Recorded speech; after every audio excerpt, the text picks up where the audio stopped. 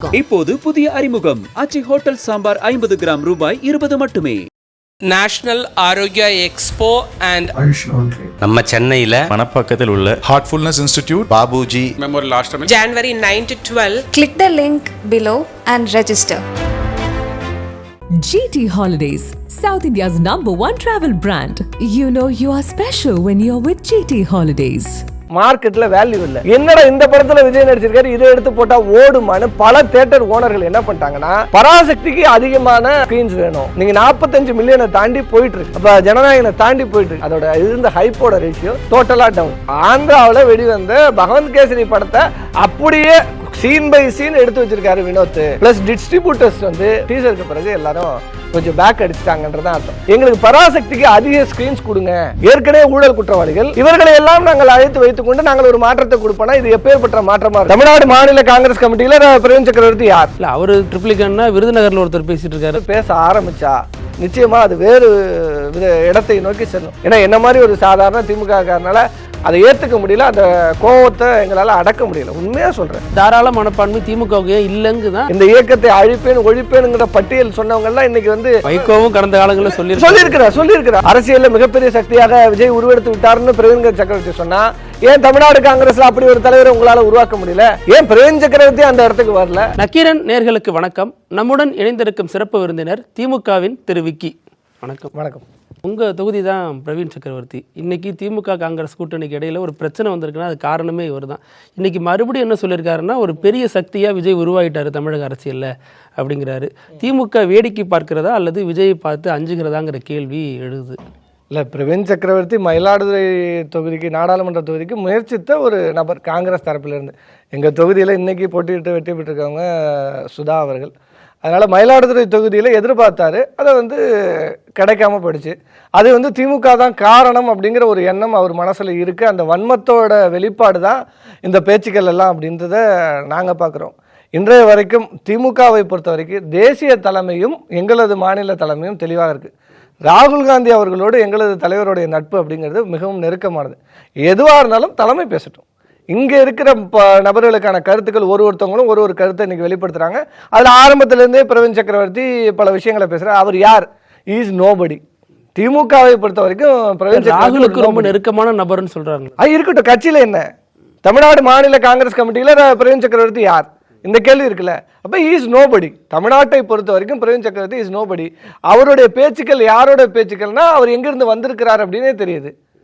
ட்ரிப்ளிகேன்லேருந்து கிளம்பி வரக்கூடிய சில நவாக்களோட பேச்சுக்கள் அப்படி தான் இருக்கும். அதனால காங்கிரஸில் இந்த மாதிரி ஆட்களை வைத்திருப்பதனால தான் இவ்வளோ பெரிய பின்னடைவுகள்ன்றது அவங்களே உணர்ந்திருக்கலாம். இதெல்லாம் நாலு வருங்காலங்களில் சரி பண்ணிக்கணுங்கிறத நாங்கள் சொல்கிறோம். இல்லை, அவர் ட்ரிப்ளிகன்னா விருதுநகரில் ஒருத்தர் பேசிட்டு இருக்காரு. அவர் இல்லை, இதுதான் நான் அடுத்தது அவர் தான் பற்றி பேசுகிறோம். மாணிக்கம் தாக்கூர் அவர்கள் வந்து இன்னைக்கு அண்ணன் அப்துல்லா அவர்கள் ஒரு கருத்து வச்சதும் அண்ணன் அப்துல்லாவை நோக்கி மரியாதை கொடுத்து மரியாதை வாங்க வேண்டும் என்றெல்லாம் பேசுகிறார். இதெல்லாம் ரொம்ப அளவுக்கு மீறிய வார்த்தைகளை மாணிக்கம் தாக்கூர் பேசுகிறார் அப்படிங்கிறத நான் சொல்ல கடமைப்பட்டிருக்கேன்.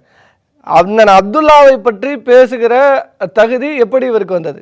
அண்ணன் அப்துல்லாவுடைய மக்களவையில், மாநிலங்களவையில் அவருடைய செயல்பாடுகள் என்ன, அவருடைய ரேஷியோ என்ன, அவருடைய ப்ரெசன்டேஷன் என்ன, அவருடைய அட்டண்டன்ஸ் என்ன அப்படிங்கிறது காட்டுது. கம்பேர் பண்ணி பார்த்துருவோமா இவருடைய செயல்பாடுகளும், இவர் என்ன பேசியிருக்கிறார் அப்படின்னு.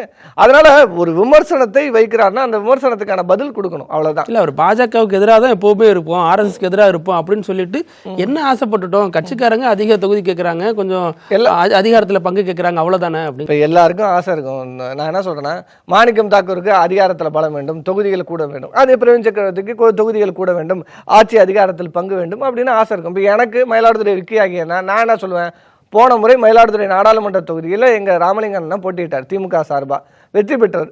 இந்த முறை என்ன பண்ணிட்டோம், காங்கிரஸுக்கு விட்டு கொடுத்துட்டோம். இப்போ நான் என்ன கேட்குறேன், வர சட்டமன்ற தேர்தல் 2026 மயிலாடுதுறை தொகுதியில் திராவிட முன்னேற்ற கழகம் தான் நிற்கணும், உதயசூரியன் தான் நிற்கணும்னு நான் ஆசைப்படுறேன். எங்களுடைய திராவிட முன்னேற்ற கழகம் மயிலாடுதுறையில் இருக்கிற திமுகவினருடைய எதிர்பார்ப்பு இதுதான். அப்போ என்னுடைய நான் கருத்தை இதை வைக்கலாம், அது எந்த வித தவறும் இல்லை. ஆனால் எங்கள் தலைமை எங்களுக்கு ஒரு கட்டளையை பிறப்பிக்கும். கூட்டணி முடிந்த பிறகு திமுகவுக்கு தான் சந்தோஷத்தோடு வேலை பார்ப்போம்.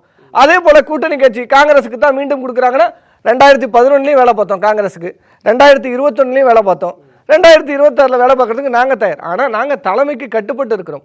ஆனால் இதை வந்து தலைமைகள் பேசுவதை அனுமதிக்க கூடாதுங்கிறத என்னுடைய விருப்பம் என்னன்னா, காங்கிரஸ் தலைமை இதெல்லாம் பேசுவதை ஆஃப் பண்ணணும்னு நான் நினைக்கிறேன்.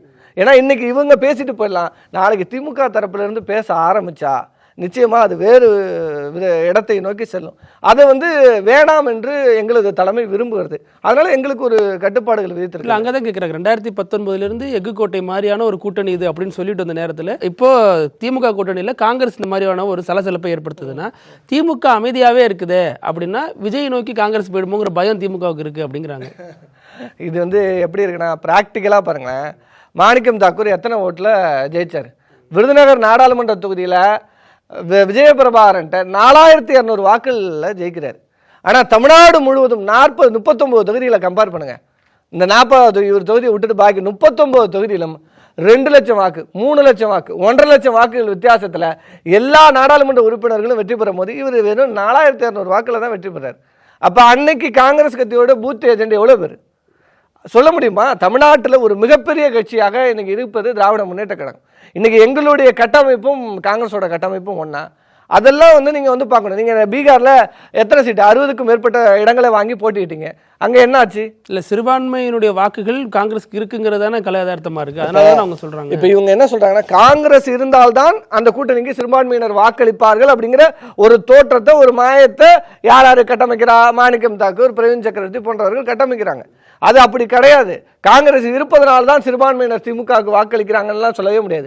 நீங்கள் உள்ளாட்சி தேர்தலில் என்ன பண்ணியிருக்கீங்க? ஏன் இதற்கு முன்னாடி காங்கிரஸ் இல்லாதப்ப திராவிட முன்னேற்ற கழகத்தில் எத்தனை நபர்கள் போட்டிட்டு இருக்காங்க? அதெல்லாம் அதில் வெற்றியும் கண்டிருக்கிறோம். அப்போ அது ஃபேக்டரே கிடையாது. இவங்க தங்களை மிகைப்படுத்திக்கிறதுக்காக இந்த மாதிரியான பேச்சுக்களை பல நபர்கள் பேசிகிட்டு இருக்காங்க. இதை மீண்டும் மீண்டும் என்ன சொல்லிட்டு இருக்கோம்? திமுக தரப்பிலிருந்து தலைமை இதை கட்டுப்படுத்த வேண்டும் அப்படின்னு என் செல்வப்பெருந்தகை அவர்களை சந்தித்து தமிழ் அன்சாரி, எங்கள் கூட்டணி கட்சியை சார்ந்த ஆனால் தமிழ் அன்சாரி வேணாம், இது மாதிரியான பேச்சுக்கள் எல்லாம் மற்றவர்களுக்கு இடம் கொடுத்துரும், அதனால இதை தவிருங்கன்னு அவரும் ஒரு நல்லெண்ணத்தின் அடிப்படையில் சந்தித்து சொல்லிட்டு வர்றார். செல்வப்பெருந்தகையும் கிறிஸ் ஜோடங்கரும் என்ன சொல்கிறாங்க? அதுதான் இங்கே மேட்ரு. தமிழ்நாடு காங்கிரஸ் கமிட்டியின் தலைவர் செல்வப்பெருந்தகை, தமிழ்நாடு காங்கிரஸ் கமிட்டிக்கு தேர்தல் ஆலோசகராக பொறுப்பாளராக வந்திருக்கு கிறிஸ் ஜோடங்கர். இவங்க 2 பேரும் என்ன சொல்கிறாங்க? நாங்கள் இந்த கூட்டணி இன்டாக்டாக இருக்குது, திமுகவோட கூட்டணியில் நாங்கள் தெளிவாக இருக்கோம், தொகுதி பங்கீடுகளை பிடித்து பேசுவோம். இல்லை, 2 பேருமே அதிகாரத்தில் பங்கு வேணுங்கிறதையும் கேட்குறாங்கல்ல. இல்லை, அது அவங்களோட நிலைப்பாட்டை என்ன சொல்கிறாங்கன்னா, இது நாங்கள் விவாதிக்க வேண்டிய இடத்துல இருக்கிறோம் அப்படின்னு தான் சொல்கிறாங்களே தவிர இது இந்த நேரத்தில் அது தேவையா அப்படிங்கிறத பேசணும். நீங்கள் இன்னைக்கு திராவிட முன்னேற்ற கழகம் தமிழ்நாட்டில் வலிமை மிக்க ஒரு இடத்துல இருக்குது, இந்த கூட்டணி வலிமை மிக்க ஒரு இடத்துல இருக்கிறது. இன்னைக்கு போட்டியிட்டாலும் 200 இடங்களை வெற்றி பெறும். அப்படியான ஒரு கட்டமைப்பு கொண்ட இயக்கமாக திராவிட முன்னேற்ற கழகம் இருக்குது. அதன் தலைமையில் தான் இந்த கூட்டணியே இருக்குது. அப்படி இருக்கிற பட்சத்தில் நீங்கள் தொகுதி பங்கீடுகளில் குறித்து பேசுங்க, அப்போ பேசுங்க. வெளிப்படையாக கருத்துக்களை இந்த மாதிரியான நாடாளுமன்ற உறுப்பினர்களோ ஒரு சட்டமன்ற உறுப்பினரோ பேசும்போது அது மற்ற கட்சிகளுக்கு இடம் தருதுங்கிறது தான் நம்மளுடைய எண்ணமாக இருக்குது. ஆனால் இது திமுக காரன் ரொம்ப நேரத்துக்கு பொறுத்துக்கிட்டு போக மாட்டாங்கிறதையும் நான் சொல்ல கடமைப்பட்டிருக்கேன். ஏன்னா என்ன மாதிரி ஒரு சாதாரண திமுக காரனால அதை ஏற்றுக்க முடியல, அந்த கோபத்தை எங்களால் அடக்க முடியல. உண்மையாக சொல்கிறேன். அப்துல்லா அவர்களை நோக்கி அண்ணன் மாணிக்கம் தாக்கூர் பேசுனதை என்னால் ஏற்றுக்க முடியாது. அதை நான் கண்டிக்கிறேன். அதை நான் அந்த தகுதி உங்களுக்கு இல்லைன்னே நான் விமர்சனம் பண்ணுவேன். அப்போ இதை எல்லா திமுக காரணம், இப்போ நான் ஒரு பொறுப்பில் இருக்கேன், நானே இவ்வளோ தூரம் இருக்கேன், நான் சாதாரண திமுக தொண்டனுக்கு எவ்வளோ கஷ்டம் இருக்கும். நீங்கள் பல இடங்களில் மேயர் வாய்ப்புகள், உள்ளாட்சி தேர்தலில் மேயர் வாய்ப்புகளை கொடுத்துருக்கு திராவிட முன்னேற்ற கழக கூட்டணி. எல்லா இடத்துலையும் எங்கள் தலைவர் செஞ்சுருக்கிறார். ஒரு திமுகக்காக கும்பகோணத்தில் வேலை செய்த கழக உடன்பிறப்புகள் அவ்வளோ பேருக்கு மத்தியில் காங்கிரஸுக்கு மேயரை தூக்கி கொடுத்தோம். அப்போ எங்கள் திமுகவில் இருந்த நபர்களுக்கு, அங்கே உழைத்த நபர்களுக்கு எவ்வளோ இருந்திருக்கும்? அவர்கள் வேதனைப்பட்டிருப்பாங்க, கஷ்டப்பட்டிருப்பாங்க. இத்தனை ஆண்டுகளும் திமுகவுக்கு வருது. நான் சொல்றேன், இத்தனை ஆண்டு கஷ்டம்ங்கிறது 2 பக்கமும் இருக்குங்க. நீங்க காங்கிரஸ் கட்சிக்காரர்கள் கஷ்டப்படுறாங்க, உள்ளாட்சியில் வாய்ப்பு இல்லைன்னு கஷ்டப்படுறாங்கன்னு இவங்க இந்த சுழிக்கிறாங்கல்ல. இல்ல என்ன கேட்கறாங்கன்னா, சிம்பிளா கேட்கறாங்க. இப்ப மத்தியில காங்கிரஸ் ஆட்சி வந்தா திமுகவில் இருந்து நிறைய பேர் போறாங்க, அமைச்சர் ஆகிறாங்க, அதைத்தானே காங்கிரஸ் எதிர்பார்க்குது. அது கொடுக்கறதுல என்ன தயக்கம்? இப்ப அதே தான் நாங்களும் கொடுத்துருக்கிறோம்னு சொல்றோம். இதற்கு முன்னாடியான காலகட்டம் வேற. கலைஞர் அவர்கள் 63 இடங்களை கொடுத்தாரு. அன்னைக்கு என்ன சொன்னீங்க? இல்லை, அமைச்சரவையில் இடம் கேட்கலப்பா. அது இந்தியாவில் ஃபேக்டரா? இந்தியாவில் இதுவரைக்கும் ஆளுகிற மாநில கட்சிகள், பெரும்பாலான மாநில கட்சிகள், எந்த கட்சி இந்த மாதிரி கூட்டணி ஆட்சி அதிகாரத்தை விட்டு கொடுத்துருக்கு? இந்த பீகார்ல நடந்திருக்கு. பீகார்ல அது என்ன நடந்திருக்கு, என்ன ஃபேக்டர்னு உங்களுக்கு தெரியும். நாங்க உள்ளாட்சியில கொடுத்துருக்கோங்கிறேன். உள்ளாட்சியில இப்ப கும்பகோணத்துல மேயர் காங்கிரஸ்க்கு கொடுத்துருக்கோம், இன்னும் பல இடங்கள்ல சேர்மன் கொடுத்துருக்கோம். உள்துறையே நிதிஷ்குமார், அதுதான் சொல்றேன். அங்க பாஜக தயவுல நிதிஷ்குமார் அங்க வெற்றி பெற்று இருக்கிறார். அதுக்கு பின்னாடி வேற கணக்குகள் எல்லாம் இருக்கு. அங்க அதை நம்ம பேசலாம். ஆனா வேற மாநில கட்சிகளை நீங்க சொல்லுங்க. இன்னைக்கு நிதிஷ்குமாரை பாஜக எந்த அளவுக்கு பயன்படுத்திருக்குன்னு வெளிப்படையாக தெரியும். ஆனா சிவசேனாவை எந்த அளவுக்கு ரெண்டா உடைச்சு ஷிண்டேவை பயன்படுத்துதுன்னு தெரியும். ஆனா தனியாக மாநில கட்சி பவன் கல்யாணையும் உதாரணத்துக்கு சொல்றாங்க, ஆந்திராவில இது மாதிரிலாம் நடக்குது. பவன் கல்யாண் 10 வருஷமா கட்சி நடத்தி எத்தனை இடங்களை வெற்றி பெற்றார்? அது வந்து தெலுங்கு தேசத்தோட முடிவு. அது வந்து சந்திரபாபு நாயுடு முடிவு எடுத்தார். அப்ப இந்த இடத்துல அந்த தாராள மனப்பான்மை திமுகவுக்கு இல்லைங்குதான். இல்ல, அது எந்த இடத்துல தேவைங்கிறத தலைவர் முடிவு பண்ணுவாருங்கிற அந்த மாதிரியான சுச்சுவேஷன் இன்னைக்கு தமிழ்நாட்டில் இருக்கா? இன்னைக்கு திராவிட முன்னேற்ற கழகத்தின் வலிமை எங்களுக்கு தெரியும், எங்களது கூட்டணியின் வலிமை எங்களுக்கு தெரியும். ஐயா வைகோ அவர்கள் கூட சொல்லியிருக்காங்க, நீங்க அமித்ஷா பேசின பேச்சுக்கு இன்னைக்கு இந்த இயக்கத்தை வீழ்த்த வேண்டும் என்று நினைத்தவர்கள்லாம் மண்ணோடு மண்ணாக போயிருக்கிறார்கள். அப்ப இந்த இயக்கத்தை அழிப்பேன் ஒழிப்பேனுங்கிற பட்டியல் சொன்னவங்க எல்லாம் இன்னைக்கு வந்து எங்க இருக்காங்கன்ற வரலாறு கடந்த காலங்களில் சொல்லியிருக்கிறார். ஆனா இன்னைக்கு நிலைமை என்ன? எங்க கூட்டணியில அங்க வைக்கிறார், இந்த கூட்டணி சிறப்பாக இருக்கு. அதனால அந்த காலங்கள்லாம் நீங்க இத மாதிரி பேசினவர்கள் எல்லாம் காலம் மாறி வந்திருக்கு. இப்ப காங்கிரஸ் இன்னைக்கு பேசலாம், நாளைக்கு என்ன நிலைப்பாடுங்கிறத அகில இந்திய தலைவர் ராகுல் காந்தி முடிவு பண்ணுவார். இல்ல, ராகுல் காந்தி ஏன் சைலண்டா இருக்காரு? அவர் இன்னமும் வந்து தோழனா தான் பாக்குதா திமுக? அவர் ஏன் இன்னும் நம்புதுங்கிற கேள்வி இருக்குல்ல. இல்ல, இப்ப எல்லாத்தையும் அமைதியா வேடிக்கை பாக்குறாரு, பேச விட்டு வேடிக்கை பாக்குறாரா, குட்டியை விட்டு ஆழம் பாக்குறாரா? இதெல்லாம் விவாதமா இல்லைங்க. எல்லா கட்சிக்கும் அந்த எண்ணம் இருக்கும். நீங்க வந்து இப்ப நான் சொன்னேன் மயிலாடுதுறையில திமுக தான் போட்டிருந்தேன், நான் ஒரு இதை பேசிட்டா கலைப்பு விடுறாரு பார்த்தீங்களா அப்படின்னு சொல்லுவாங்க. அந்த மாதிரி இப்ப காங்கிரஸ்ல வந்து இவங்க எல்லாம் பேசுறத வந்து ராகுல் காந்தி கலைப்பி விட்டு வேடிக்கை பார்க்குறாரு அப்படின்னு சொல்ல தோணும்.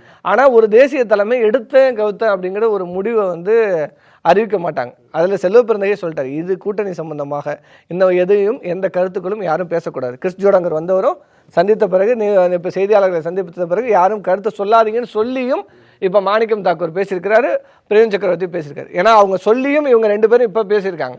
இப்போ இதை வந்து நிச்சயமாக தலைமை வந்து நேரடியாக வந்து என்னதான் பிரச்சனை அவருக்கும் மாணிக்கம் தாக்கூருக்கும் திமுக மீது என்னதான் கோபம்? அதுதான் சொல்றேன். பிரவீன் சக்கரவர்த்திக்கு மயிலாடுதுறை நாடாளுமன்ற தொகுதியில் தேர்தலில் இடம் கிடைக்காம போன அந்த விஷயம் தான். அந்த விஷயத்தில் அவர் திமுக மீதான வன்மத்தை செலுத்திட்டு இருக்காரு.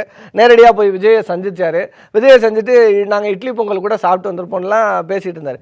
அது அவருடைய விருப்பம், தனிநபர். அது வந்து யாரும் வந்து அதை குறை சொல்லலை. ஆனால் அதை பார்த்துட்டு வந்துட்டு அவர் ஒரு தலைமைனா அப்போ உங்கள் தலைமை என்ன சொல்றீங்க? அரசியலில் மிகப்பெரிய சக்தியாக விஜய் உருவெடுத்து விட்டார்னு பிரவீன் சக்கரவர்த்தி சொன்னா, ஏன் தமிழ்நாடு காங்கிரஸ்ல அப்படி ஒரு தலைவரை உங்களால் உருவாக்க முடியல? ஏன் பிரவீன் சக்கரவர்த்தி அந்த இடத்துக்கு வரல? கேள்வி எழுத நீங்க என்னங்க இன்னொருத்தவன தலைவர்னு சொல்றது? இன்னொரு கட்சியை ஒரு சார்ந்த ஒரு தலைவரை அவர் பெரிய தலைவராக உருவாகிறாருன்னு சொல்றது வந்து எவ்வளவு பெரிய கேவலம்னு பிரவீன் சக்கரவர்த்திக்கு புரியலன்னு தான் நான் நினைக்கிறேன். இல்ல, காங்கிரஸ் தாவேக்காவை நோக்கி நகர்ந்து போகுது அப்படிங்கிறாங்களா, அதை எப்படி பாக்குறீங்க? இல்ல, அது வந்து மாநில காங்கிரஸ் கமிட்டி தலைவர் செல்வ பிறந்தகை சொல்லட்டும். இவர்களோட எண்ணங்கள் இதுவா இருக்கு அப்படிங்கிறத நம்ம பார்க்கும் போதே தெரியுது. இவங்க வந்து அந்த ஒரு ஃபேக்டர் மைண்ட்ல வச்சுக்கிட்டு தான் இவங்க நகர்றாங்க அப்படிங்கிறது தெரியுது. அப்போ இதை வந்து அகில இந்திய தலைமை எவ்வளோ தூரம் பொறுத்துக்கும் அப்படிங்கிறத நாங்களும் பார்ப்போம்ல. திமுக தலைமையும் வந்து எவ்வளோ நேரம் விட்டு கொடுப்போம்?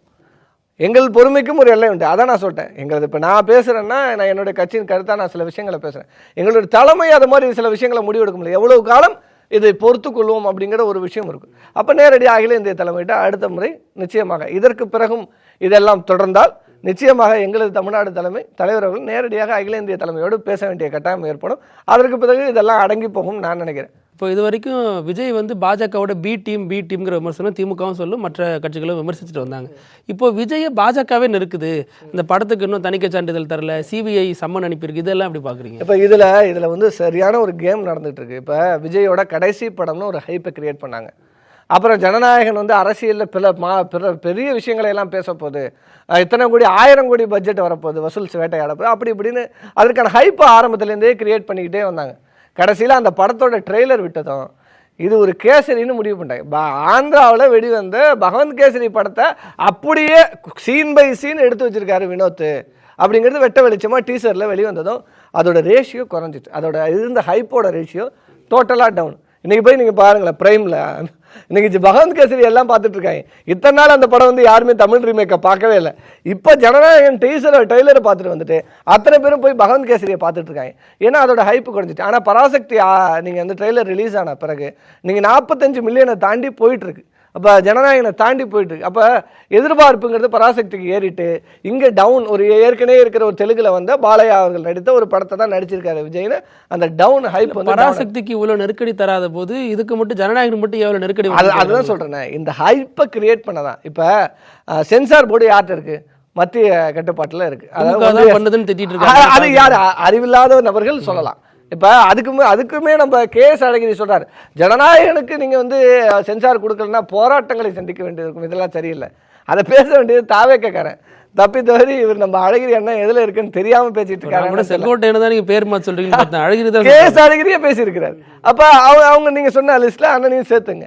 அப்ப எந்த கட்சிக்கு பேசுறோம்னு தெரியாம நிலைமையில இன்னைக்கு பேசிட்டு இருக்கார்கள் இவர்கள்லாம் அப்படின்னு எடுத்துக்கலாம். ஏன்னா இது ஒரு ஹைப்பை கிரியேட் பண்ணும். அவரோட உச்சத்தை விட்டுட்டு வருகிறார், 300 கோடியை விட்டுட்டு வருகிறார், அப்படி இப்படின்னு சொன்னாங்க. ஆனா இந்த ட்ரெய்லர்லயே ஒட்டுமொத்தமா அதோடைய ஹைப்புங்கிறது குறைஞ்சு போச்சு. அப்ப என்ன பண்ணலாம் அப்படின்னா ஹைப்பை கிரியேட் பண்ணணும். அப்ப இதுக்கு நெருக்கடியை திமுக அரசு கொடுக்கறதுன்னு அங்க சென்சார் போர்டில் ஒரு விஷயம். பகவந்த் கேசரிக்கு சென்சார்ல கொடுத்தீங்களா, சேம் படத்தை தானே இங்கேயும் எடுத்து வச்சிருக்காங்க, அதுக்கு அப்படியே கொடுக்க வேண்டியது தானே சென்சார். ஏன் கொடுக்கல அப்படின்னா இதோட ஹைப்பை கிரியேட் பண்ணணும். மார்க்கெட்டில் வேல்யூ இல்லை. தேட்டர் ஓனர்கள் ஏற்கனவே அந்த தெலுங்கு படத்தை நாங்கள் தமிழ்ல இங்கே பல தேட்டர்களில் பகவந்த் கேசரி தமிழ்நாட்டில் டிஸ்ட்ரிபியூட்டர் எடுத்து வெளியிட்டிருக்காங்க. ஏன்னா தமிழில் வந்த படம் தமிழில் டப் பண்ணப்பட்டு பகவந்த் கேசரி வெளியிடப்பட்டிருக்கு. அப்போ தமிழ்நாட்டில் ஏற்கனவே பல திரையரங்களில் ஓடிய படம். என்னடா இந்த படத்தில் விஜய் நடிச்சிருக்காரு, இதை எடுத்து போட்டால் ஓடுமான்னு பல தேட்டர் ஓனர்கள் என்ன பண்ணிட்டாங்கன்னா, பராசக்திக்கு அதிகமான எங்களுக்கு வந்து ஸ்க்ரீன்ஸ் வேணும். இப்போ பிவிஆராக இருக்கட்டும் இல்லை சத்தியமாக இருக்கட்டும், பல நிறுவனங்கள் வந்து என்ன பண்ணிட்டாங்கன்னா எங்களுக்கு பராசக்திக்கு அதிக ஸ்க்ரீன்ஸ் கொடுங்க அப்படின்னு கேட்டதும் ஸ்க்ரீன்ஸோட எண்ணிக்கை கம்மியாயிட்டு, ப்ளஸ் டிஸ்ட்ரிபியூட்டர்ஸ் வந்து அதை வந்து இந்த டீசருக்கு பிறகு எல்லாரும் கொஞ்சம் பேக் அடிச்சிட்டாங்கன்றதான் அர்த்தம். இதில் என்ன கொடுமைன்னா, ஏற்கனவே தெலுங்குல பகவந்த் கேசரி வந்து ஓடிட்டு, இந்த ஜனநாயகனை தெலுங்குலையும் நீங்கள் வித்துருக்கானுங்க. தெலுங்கு டப்பு பண்ணி, ஏன்னா ஏற்கனவே நாங்கள் தான் இந்த கதையை பார்த்துட்டோம், இதில் என்ன இப்போ விஜய் திருப்பி நடிச்சு நாங்கள் திருப்பி பார்க்கணுமா? அப்போ அதை இத்தனை கோடிக்கு வித்துட்டானுங்க. இப்போ இதெல்லாம் அந்த டிஸ்ட்ரிபியூட்டர் மத்தியில் பெரும் ஏமாற்றத்தை ஏற்படுத்திச்சு. பாஜகவுக்கு என்ன லாபம்னு நினைக்கிறீங்க? விஜயை யார் இறக்கி விட்டா? பாஜக தான் சிறுபான்மையினர் வாக்குகளை மொத்தமாக கன்சாலிடேட்டராக அது திமுக கூட்டணிக்கு போகுது. அதை பிரிக்கிறதுக்காக விஜய் அப்படிங்கிற ஒரு ஆளை இறக்கி விட்டாங்க.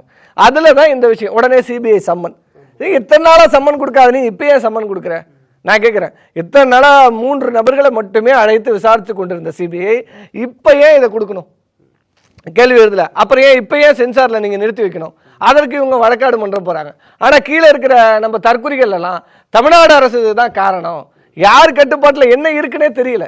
எப்படி தலைவராங்கன்னா அதுல மெம்பரா இருக்கிறவங்க தமிழக அரசுக்கு ஆதரவான நபர்கள் இருக்கலாம் அப்படின்னு சொல்லி, அது எப்படிங்க? அப்பனா தமிழ்நாடு சம்பந்தப்பட்ட பல ஆவணப்படங்கள் வந்தது, அதெல்லாம் தடுத்து நிறுத்தினது யாரு? சல்லியர்கள்னு இப்போ சமீபத்தில் தமிழீழ விடுதலை போராட்டங்களை பற்றியான படம் வந்தது, சுரேஷ் காமாட்சி ப்ரொடக்ஷனில் வந்துச்சு. அந்த படத்துக்கு எவ்வளோ நெருக்கடி கொடுத்தாங்க. இன்னும் பல படங்கள், இன்னும் திரைக்கே வெளிவராத பல படங்களை தடுத்து நிறுத்தினாங்க. அப்போ தமிழீழம் சம்பந்தமாக, தமிழர் போராட்டம் சம்பந்தமாக, தமிழர் வரலாறு சம்பந்தமான எடுத்த படத்தெல்லாம் தடுத்து நிப்பாட்டின உள்ள ஆள் இருக்கு. அப்ப அதெல்லாம் நாங்க சொல்றோமா? அப்ப பராசக்தி எந்த பிரச்சனை இல்லாம வருது, இது மட்டும் பிரச்சனை வருது. இதுதான் அதுதான் சொல்றேன், அந்த ஹைப்பை கிரியேட் பண்றதுக்காக பாஜக எதுக்கு பராசக்தி சொல்றேன்? பராசக்தி நேரடியான மொழி அரசியல் இருக்கு, பாஜகவுக்கு எதிரான விஷயங்கள் நிறைய இருக்கு. ஆனா அதுவே அலோவ் பண்றவங்க ஜனநாயகம் எதுக்கு எதிர்க்க போறாங்க? இல்ல அதுதான் சொல்றேன். இப்ப எதிர்க்கணும்னா பராசக்தியை முழுசா நிப்பாட்டினா தேர்தல் நேரம், இந்தி மொழி பிரச்சனையை பற்றி பேசுகிற படம், உண்மையான வரலாறை பற்றி பேசுகிற படம், இந்த நேரத்தில் இதை நிறுத்தினா திமுக இதை கையில் எடுக்கும் அப்படிங்கிறது எல்லாருக்குமே தெரியும். தமிழ்நாட்டில் மொழி அரசியல் எவ்வளோ பெரியதுங்கிறது பாஜகவுக்கு தெரியாமல், அதனால் அதில் கையை வச்சா தேர்தல் இருக்குது, ஆபத்துன்னு தெரியும். ஆனால் விஜய்க்காக இப்போ வந்து விஜயோட ஹைப்பை கிரியேட் பண்ணுறதுக்காக இதை நிறுத்தி வச்சு சரி இப்படியே நிப்பாட்டிடுவீங்களா? இன்னும் நாளானிக்கு பாருங்கள் அப்ரூவ் ஆகிடும். அதுக்கு என்ன சர்டிஃபிகேட் கொடுக்க போகிறோம்? ஒன்று யூ இல்லை ஏ இல்லை யூ பை ஏ, இதுதான் கொடுக்க போறீங்க. இப்போ இதில் ஏதோ ஒன்று கொடுத்து வெளில போறீங்க. படத்தை நாங்கள் தடை செய்கிறோம்னா சொல்ல போது சென்சார் போர்டு சொல்ல போறதில்ல. அப்போ இந்த ஹைப்பை கிரியேட் பண்ணுறதுக்காக மத்திய அரசு ஒத்து போகுது. நான் என்ன கேட்குறேன், தமிழ்நாட்டில் இந்த கரூர் இன்சிடென்ட்டுக்கு பிறகு பாஜகவை பற்றி ஒரு இடத்துல வாய் திறந்திருப்பாரா? ஈரோடு பிரச்சாரம் போனார், பாண்டிச்சேரி பிரச்சாரம் போனார், எஸ்ஐஆர் பத்தி பேசினார். பாஜக வெளிப்படையா சொல்லுங்க, மோடியை கண்டிக்கிறேன்னு சொல்லுங்க, எஸ்ஐஆரை கொண்டு வந்து இந்த மாதிரியான விஷயங்களை செய்கிறீங்க, இது இப்ப சொல்ல வேண்டியதான். எஸ்ஐஆருக்கு வீடியோ போட்டாரு, கட்சிக்காரங்க போராட்டம். அதான் வீடியோல எஸ்ஐஆருக்கு பாஜகனே சொல்லு, எஸ்ஐஆர் கொண்டு வந்ததே பாஜகன்னு பத்தி பேசல. ஏன் இப்ப பேச வேண்டியதானே? அமித்ஷா அங்கிள், பயமா அங்கிள் அப்படின்னு இப்ப ஒரு வீடியோ போட வேண்டியதானே? போட்டீங்களங்க, 30 நாள் கழிச்சு வந்து நீங்கள் ஒரு வீடியோ போடுறீங்க, அதேமாரி போட வேண்டியதானே? மோடி அங்கிள், பயமா அங்கிள் அப்படின்னு கேட்க வேண்டியதானே? அதெல்லாம் விஜய்க்கு ஏன் கேட்க முடியலங்கிறேன். அப்போ அந்த கேள்வியெல்லாம் கேட்க முடியாத நபராக இருந்து கொண்டு இன்னைக்கு இன்னொன்று சொல்கிறாங்க, நாங்கள் மாற்றத்தை கொண்டு வர போகிறோம். யாரை? செங்கோட்டையனை வச்சா? இன்னைக்கு அதிமுகவிலிருந்து போன நபர்களையெல்லாம் அழைத்து வைத்துக்கொண்டு நீங்கள் வந்து மாற்று அரசியலை தரப்போறீங்களா? ஏற்கனவே ஊழல் குற்றவாளிகள், ஏற்கனவே பல்வேறு குற்றச்சாட்டுகள் உள்ள நபர்கள். இவர்களை எல்லாம் நாங்கள் அழைத்து வைத்துக்கொண்டு நாங்கள் ஒரு மாற்றத்தை கொடுப்போம்னா இது எப்பேற்பட்ட மாற்றமா இருக்கும்? ஏமாற்றமா தான் இருக்கும். இல்லை, அங்கதான் அதிமுகவினுடைய பொதுச் செயலாளர் எடப்பாடி இன்னும் சில முன்னாள் அமைச்சர்கள்லாம் சேர்ந்து ஆளுநர்கிட்ட கொடுத்திருக்காங்க. 3,88,000 கோடி திமுகவில் ஊழல் நடந்திருக்கு, நிரூபிக்கணும். பெரிய லிஸ்ட் எழுதி கொடுத்து லிஸ்ட் இப்போ நான் சொல்லுவாங்க, எடப்பாடி பழனிசாமி ஆட்சி காலகட்டத்தில் இந்த அமைச்சர்கள் இவ்வளவு கோடி ஊழல்னு நான் கூட சொல்லியிருக்கோம். அதுக்கான நடவடிக்கை ஆதாரங்களை கொடுக்கணும்லங்க. இப்போ எல்லா இதுலையும் இப்போ ஜெயானிஸ்டில் கூட போட்டுட்ருக்காங்க கட்டிங்ஸாக. தொழில்துறையில் இவ்வளோ, பால்வளத்துறையில் இவ்வளோ எவிடன்ஸ் வேணும். எவிடன்ஸ் உள்ள இருக்கும் போருக்கு மேலோட்டமா எவிடன்ஸை கொடுத்தா ஆளுநர் உடனே நடவடிக்கை எடுக்க போறாரு. ஆளுநர் யாரு? ஏற்கனவே ஓபிஎஸ்சியும் இபிஎஸ்சியும் கொடுத்து கைகுலுக்கி ஏற்கனவே ஒரு ஆளுநர் சேர்த்து வச்சுட்டு போனாரு. அப்ப அவர் என்ன வேலை பார்த்தாரு? இங்க ஆளுநர் வேலையா பார்த்தாரு? 2 கட்சியில இருந்த பிரச்சனையை சேர்த்து ஒரு கட்சியை பிரச்சனையை சேர்த்து விட்டு போறாரு. அப்ப ஆளுநர் எப்படி இருக்காருன்னு எல்லாருக்குமே தெரியும். அப்போ உடனடியாக நடவடிக்கை எடுக்க வேண்டியதானே. ஏங்க விஜயபாஸ்கர் மேலே, குட்கா விஜயபாஸ்கர் மேலே ஏற்கனவே வழக்குக்காக நம்ம வந்து பரிந்துரை கொடுத்துருக்கோம். ஆளுநர் கையெழுத்து போட்டாரா? எஸ்பி வேலுமணி மேலே கொடுத்துருக்கோம், தங்கமணி மேலே கொடுத்துருக்கோம். அப்போ இந்த அமைச்சர்கள், அதே மாதிரி பருப்பு ஊழல், காமராஜ் உணவுத்துறை அமைச்சர் காமராஜ் மாதிரி இந்த 4 முன்னாள் அமைச்சர்கள் மீது கைது நடவடிக்கை எடுக்க வேண்டும், வழக்கு தொடர வேண்டும் என்ற அனுமதியை அவங்க சட்டமன்ற உறுப்பினராக இருக்க வேண்டும் என்ற காரணம் இருக்கிற காரணத்தினால ஆளுநர் ஒப்புதல் தேவை. ஆளுநர் இன்னை வரைக்கும் கையெழுத்து போட்டாரா? 4.5 வருஷம் ஆச்சு ஃபைலை கொடுத்து, இன்னை வரைக்கும் போடலையே. அப்போ அந்த கூட்டணி ஆட்சினால தானே நீங்கள் வந்து பாஜகவோட கூட்டணியில் இருக்கிறதுனால தானே தப்பிச்சுட்டு போறீங்க. இன்றைக்கும் அதே நிலை தான். இப்போ பாருங்கள், பாஜக அதிமுகவை எவ்வளோ தூரம் இந்த சீட்டு பங்கீடு இல்லை, எவ்வளோ தூரம் பேச போகிறாங்கன்றதை மட்டும் பார்ப்போமே. அதனால் காங்கிரஸில் இருக்கிற பிரச்சனைகள் அப்படிங்கிறத அகில இந்திய தலைமை வெகு விரைவில் இந்த மாதிரியான என்ன சொல்கிறாங்கன்னா, அமித்ஷா இந்த செய்தி போகும், அங்கே போயிட்டு இடியிலேருந்து அனைத்து துறைகளும் சிபிஐ முதற்கொண்டு விசாரணைக்கு வரும் அப்படிங்கிறாங்க. வரட்டும்ங்கிறோம். அது ஏற்கனவே எங்களது மாண்புமிகு துணை முதலமைச்சர் அவர்கள் உதயநிதி ஸ்டாலின் அவர்கள் தெளிவாக சொல்லிட்டார். உன் இடிக்கும் பயப்பட மாட்டேன், உன் மோடிக்கும் பயப்பட மாட்டேன்ட்டார். தெளிவாக தான் ஓப்பன் சேலஞ்சே சொல்லிட்டார்ல. பலவீனமாகவே இருந்தாலும் அதிமுக தான் எதிர்கட்சி அப்படின்னு துணை முதல்வர் சொல்றாரு. அப்போ இன்னைக்கு அதிமுக பயங்கர பலமாக மாறிட்டு இருக்கு. இப்போ அன்புமணி ராமதாஸோட கூட்டணி உறுதி பண்ணிட்டாங்க, டெல்லிக்கு போறாரு. இப்போ அன்புமணி ராமதாஸோட கூட்டணி அறிவிச்சதும் ராமதாஸ் ஐயா சொல்றாரு, அந்த கூட்டணி செல்லா கூட்டணிங்கிறாரு. கட்சியே என்கிட்ட இருக்கு, அவன்கிட்ட எப்படி நீ கூட்டணி பேசுனங்கிறாரு. இது வந்து வலுவான கூட்டணியா? 2021 ஒருங்கிணைந்த பாமகவோட போட்டிக்கிட்டது. அப்போ என்ன பண்ணீங்க? வன்னியர்களுக்கு 11.5%, 10.5% இடஒதுக்கீடுன்னு அறிவிச்சிங்க. அதனால போய் கூட்டணி வச்சாங்க. இன்னைக்கு 10.5 என்னாச்சு? இன்னைக்கு ராமதாஸ் அவர்களும் அன்புமணி அவர்களும் ஒன்றா இருக்காங்களா? இப்போ இந்த கட்சி போய் கூட்டணி வச்சதுனால அங்கே மாற்றம் ஏற்படுத்தப்போ தான் வலுவாயிடுச்சா? ஏற்கனவே பாஜகவோடு அதிமுகவோடு கூட்டணியில் இருந்த கட்சிகளே கூட்டணியில் இல்லை. பிரேமலதா விஜயகாந்த் அறிவிச்சிட்டாங்களா? இல்லை. ஜான் பாண்டியன் அறிவிச்சிட்டாரா? இல்லை. இன்னும் ஏற்கனவே தமிழ்மலன் சாரி அந்த கூட்டணி 2021 இருந்தார், இப்போ இருக்காங்களா? அப்போ ஏற்கனவே அந்த கட்சி கூட்டணியில் இருந்த நபர்களே இன்னும் இல்லை. இன்னைக்கு ஒரு நேற்று அமித்ஷா வந்து பார்த்துட்டு போய் ஒரு டோஸ் விட்டுருக்காரு. என்ன இன்னும் எவனுமே கடையை திறந்து வச்சுட்டு இந்த வராங்கிறீங்க, என்ன மார்ச் மாதம் எலெக்ஷனு யாரும் வரலையே அப்படிங்கும்போது சரி இருக்கவே இருக்காரு நம்பாலு, அன்புமணியை வர சொல்லுங்கன்னு கூப்பிட்டு காலையில் சேர்த்து விட்டுருக்காங்க. அவ்வளோதான். இல்லை, கூட்டணி வலுவடைகிறது நீங்கள் பார்க்கலையா? இது எப்படி வலுவடையும் நான் கேட்குறேன். இன்னைக்கு பாமக 2ஆ இருக்குது. பாமக ஐயா ராமதாஸ் அவர்கள் பின்னாடி நிற்குமா, அன்புமணி அவர்கள் பின்னாடி நிற்குமானா நீங்கள் பாட்டாளி மக்கள் கட்சியை சார்ந்த சாதாரண தொண்டர்கள் இடத்துல கேட்டு பாருங்கள். இந்த இயக்கத்திற்காக அல்லும் பகலுமாக உழைத்திருக்கிறவர் ஐயா ராமதாஸ். இந்த வீதியாக போய் இந்த இயக்கத்தை வளர்த்தவர் ஐயா ராமதாஸ். அவர் பின்னாடி இந்த மக்கள் அவர் வாக்குக்கு அவர் இடஒதுக்கீட்டுக்காக போராட்டம் நடத்தி எல்லாம் சிறை சென்றவர் ஐயா ராமதாஸ். எங்கள் கூட்டணியில் பல முறை பல சட்டமன்ற உறுப்பினர்களாக ஐயா ராமதாஸ் அவர்கள் எங்களோடு கூட்டணியில் வைத்த போதெல்லாம் அவ்வளவு சட்டமன்ற உறுப்பினர்களை பெற்றிருக்காங்க. என் பூம்புகார் தொகுதியிலே பல முறை பாமக போட்டியிட்டு வெற்றி பெற்றிருக்குது. அப்போ அந்த வரலாறு பாமக யாரிடம் இருக்குங்கிறத சாதாரண தொண்டன் பாமக காரன்ட்ட கேட்டாலே சொல்லிவிடுவோம். ஐயா ராமதாஸ் அவர்கள் யாரை கை காட்டுகிறாரோ, எந்த கூட்டணியை நோக்கி கை காட்டுகிறாரோ அங்கே தான் அந்த வாக்குகள் இருக்கும். பாமக இருந்த போதும் திமுக அதை எதிர்த்து வெற்றி பெற்றிருக்கு. 2021 முழு பலம் கொண்ட பாமக அதிமுக கூட்டணியில் இருந்தது. மேலும் 10.5% இடஒதுக்கீடு என்ற ஒரு விஷயத்தை சொல்லியும் ஒரு மாய விஷயத்தை ஏமாற்றியும் எடப்பாடி பழனிசாமி அன்னைக்கு கூட்டணி வைத்தும் திமுக வெற்றி பெற்றிருக்கு. அதனால அது வந்து நம்ம பார்த்துட்டு முழு பலம்ங்கிறதே கிடையாது. திமுக இன்னும் தொகுதி தொடர்பாக இந்த எத்தனை கூட்டணி அந்த சீட்டுகள் தொடர்பாக பேசுறதுக்கு ஒரு குழுவே இன்னும் அமைக்கல. ஆனா அதுக்குள்ள அதிமுக கூட்டணி அடுத்த கட்ட பாய்ச்சலுக்கு போகுது இல்லை, நீங்க அதை ஒரு இதா பார்க்கலையா? இல்ல அது அதான் சொல்றேன். இப்ப எங்க பக்கம் கூட்டணிகள் இன்னும் வந்து கொண்டே இருக்கு. இன்னும் கூட்டணி பங்கீடுகள் நிறைய இருக்குது. இப்போ போன தடவை மக்கள் நீதி மையம் தனியாக நின்றார்கள், இந்த தடவை எங்களோட கூட்டணியில் இருக்காங்க. இப்போ தமிழ் உள்ளன்சாரி எங்களோட கூட்டணியில் வந்திருக்கிறார். அதே போல் நிறைய கட்சிகள் பேசிகிட்டு இருக்காங்க. வாய்ப்பு இல்லை. 9ஆம் தேதி பிரேமலதா அவர்களும் அறிவிக்க இருக்கிறாங்க. 9ஆம் தேதி அதையும் நம்ம வந்து பார்க்க போகிறோம். இருக்கிற மாதிரி இல்லை, அது என்ன விடமானாலும் நடக்கலாம். அப்போ இந்த உறவு எப்படி இருக்குது அப்படிங்கிறது வந்து இன்னைக்கு வந்து பிரேமலதா விஜயகாந்த் திமுகவுக்கு எதிராக இது இந்நாள் வரைக்கும் எந்த ஒரு எதிரான கருத்துக்களையும் வெளிப்படுத்தலை. அவங்க 2011 செஞ்ச தப்பை மீண்டும் செய்ய மாட்டார்கள் அப்படிங்கிறது என்னோட எண்ணம். 2011 தேமுதிக அன்றைக்கு கலைஞர் அவர்கள் அழைத்த போது திமுகவோடு வந்திருந்தால் இன்னைக்கு ஒரு மிகப்பெரிய ஒரு இடத்துல தேமுதிக இருந்திருக்கும். அன்றைக்கும் 2016 மிகப்பெரிய தவறை செய்து விட்டார்கள். மீண்டும் அந்த தவறை பிரேமலதா விஜயகாந்த் நிச்சயமாக செய்ய மாட்டாங்கிறது என்னுடைய எண்ணம். அந்த கட்சியின் தொண்டர்களோட எண்ணமும் திமுகவோடு கூட்டணி வைக்க வேண்டும் அப்படிங்கிற எண்ணத்துல தான் இருக்காங்க. அதனால அதை வெற்றி கூட்டணி எங்கேயோ அந்த பக்கம் தான் எல்லாரும் வருவார்கள். அதனால் நிச்சயமா பிரேமலதா அவர்களும் திமுக கூட்டணியில் வருவதற்கான வாய்ப்பு இருக்கு. வந்தால் வரவேற்போம் அப்படிங்கிறது தான் எங்கள் தலைவரோட எண்ணமா இருக்கும். அதனால கூட்டணி பொறுத்த வரைக்கும் கூட்டணி கட்சிகள் இன்னும் அதிகமாக வந்து கொண்டிருக்கிறாங்க. பொங்கல் கழித்து அனைத்து கூட்டணி குறித்தான விஷயங்களும் பேசி முடித்து தொகுதி பங்கீடுகள் எல்லாம் நிச்சயமாக ஜனவரி மாத இறுதிக்குள்ளாக முடிக்கப்படும். ஏற்கனவே வேட்பாளர்கள் குறித்தான விஷயங்கள் எல்லாம் எங்கள் தொகுதி அளவில் எல்லா சர்வேக்களும் எடுத்து முடிக்கப்பட்டு உடன்பிறப்பே வாங்குகிற தலைப்பில் தலைவர் அவர்கள் நேரடியாக ஒன்றிய செயலாளர், பேரூர் செயலாளர், நகர செயலாளர்களை நேரடியாக அழைத்து அறிவாலயத்தில் பேசிக்கிட்டு இருக்கிறாரு. இன்னைக்கு என் வாக்குச்சாவடி, வெற்றி வாக்குச்சாவடின்னு ஒரு பூத்துலையும் 100 ஓட்டுகள் அதிகமாக பெற வேண்டும் அப்படிங்கிறதுக்கான வேலை இன்னைக்கு நடந்துகிட்டு இருக்கு. ஸோ தமிழ்நாடு முழுவதும் 30 நாட்கள் அதை முடிக்க சொல்லியிருக்காங்க. அந்த வேலைகளில் இன்னைக்கு திராவிட முன்னேற்ற கழகம் ஏற்கனவே ஃபீல்டு லெவலில் அடித்தளத்தில் தெளிவாக இருக்கு. தலைவர் என்றைக்கு கட்டளை எடுக்கிறாரோ வேலைகளை வாக்குறுதிகள்லாம் நிறைய நிறைவேற்றவே இல்லை திமுக அப்படிங்கிற விமர்சனத்தை தொடர்ந்து எதிர்க்கட்சிகள் முன் வச்சுட்டு ஏற்கனவே நான் சொல்லிட்டேன். இதை தங்கம் தென்னரசு அவர்கள் எங்களது நிதித்துறை அமைச்சர் தெளிவாக சொல்லிட்டார். 364 503 கோரிக்கைகளை 364 நிறைவேற்றப்பட்டிருக்கு. அதுக்கான ஆவணங்களை கொடுத்தாச்சு. ஸோ 65 நிலுவையில் இருக்கு. 47 விஷயங்கள் ஒன்றிய அரசின் நிதி தேவைப்படுகிறது. அதனால அதை இப்போ எடுத்துக்கொள்ள முடியவில்லைன்னு விளக்கமா இந்த 504 வாக்குறுதிகளுக்கு என்னவோ அதை நாம ஏற்கனவே சொல்லிட்டோம். ஸோ இதில் நிதி நெருக்கடிங்கிறதுல தான் அந்த 47 விஷயங்கள் இருக்கு. ஒன்றிய அரசின் ஒப்புதல் அப்படிங்கிறதும் அதில் இருக்கு.